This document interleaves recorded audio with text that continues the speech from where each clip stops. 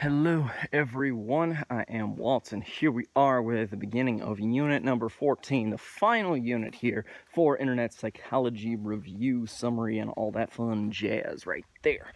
Okay, so today's video, or rather unit 14, is going to be talking all about the future of the Internet, or rather looking forward on the Internet is kind of our final topic here, ending this course. So, for the first video, this part 1, what are we talking about today?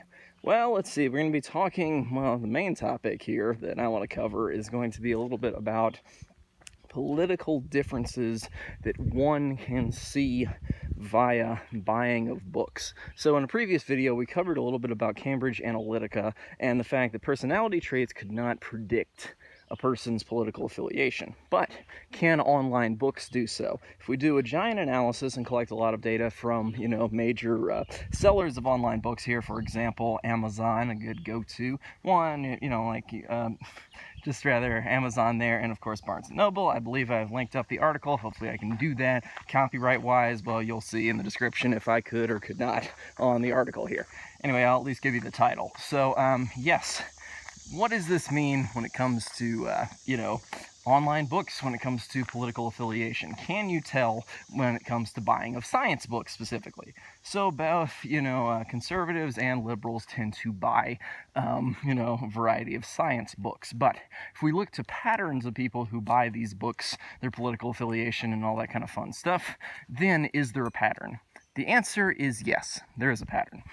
And the way they've kind of looked at it, the blue or more, liberal kind of buying book people tend to side with buying more basic science kind of books. So basic, science of different things. So zoology, for example, basic physics, all that kind of fun stuff. Versus if you go to more red conservative books, they tend to be, a case where people who are more conservatively affiliated tend to buy books of more commercial science, things with more direct application, criminology, medicine, etc.